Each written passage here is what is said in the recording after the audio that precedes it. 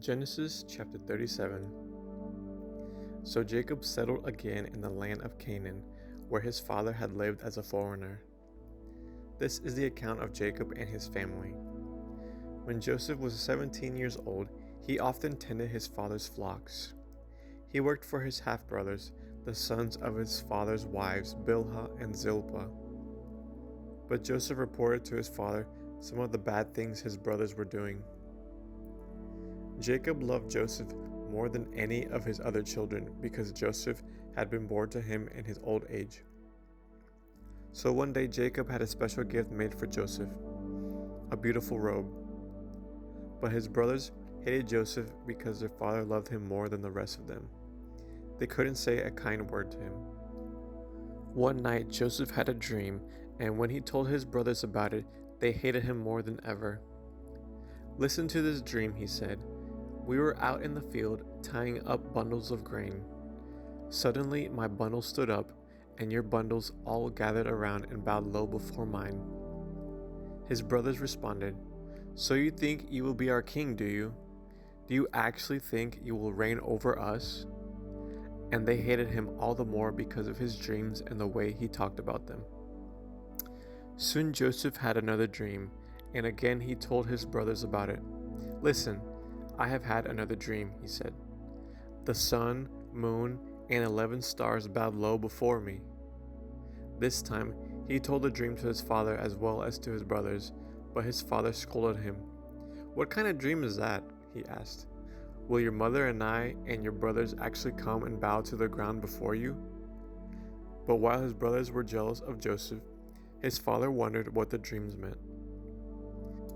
Soon after this, Joseph's brothers went to pasture their father's flocks at Shechem.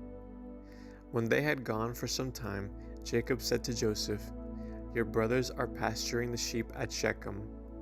Get ready and I will send you to them." "I'm ready to go," Joseph replied. "Go and see how your brothers and the flocks are getting along," Jacob said. "Then come back and bring me a report." So Jacob sent him on his way, and Joseph traveled to Shechem from their home in the valley of Hebron. When he arrived there, a man from the area noticed him wandering around the countryside. "What are you looking for?" he asked. "I'm looking for my brothers," Joseph replied. "Do you know where they are pasturing their sheep?" "Yes," the man told him. "They have moved on from here. But I heard them say, 'Let's go on to Dothan.'" So Joseph followed his brothers to Dothan and found them there. When Joseph's brothers saw him coming, they recognized him in the distance. As he approached, they made plans to kill him. "Here comes the dreamer," they said. "Come on, let's kill him and throw him into one of these cisterns. We can tell our father, 'A wild animal has eaten him.' Then we'll see what becomes of his dreams." But when Reuben heard of their scheme, he came to Joseph's rescue. "Let's not kill him," he said. "Why should we shed any blood? Let's just throw him into this empty cistern here in the wilderness. Then he'll die without our laying a hand on him." Reuben was secretly planning to rescue Joseph and return him to his father. So when Joseph arrived, his brothers ripped off the beautiful robe he was wearing. Then they grabbed him and threw him into the cistern. Now the cistern was empty. There was no water in it. Then, just as they were sitting down to eat, they looked up and saw a caravan of camels in the distance coming toward them. It was a group of Ishmaelite traders taking a load of gum, balm, and aromatic resin from Gilead down to Egypt. Judah said to his brothers, "What will we gain by killing our brother? We'd have to cover up the crime. Instead of hurting him, let's sell him to those Ishmaelite traders. After all, he is our brother, our own flesh and blood." And his brothers agreed. So when the Ishmaelites, who were Midianite traders, came by, Joseph's brothers pulled him out of the cistern and sold him to them for 20 pieces of silver. And the traders took him to Egypt. Sometime later, Reuben returned to get Joseph out of the cistern. When he discovered that Joseph was missing, he tore his clothes in grief. Then he went back to his brothers and lamented. The boy is gone. What will I do now?"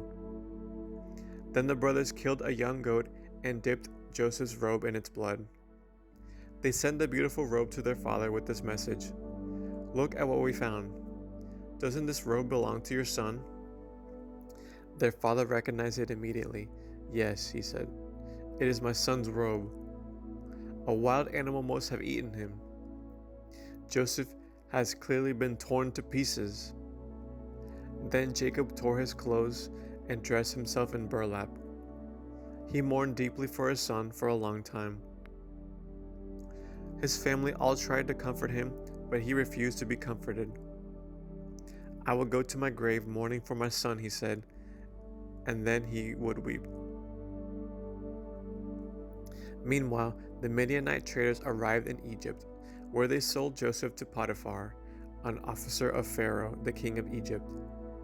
Potiphar was captain of the palace guard. End of Genesis chapter 37.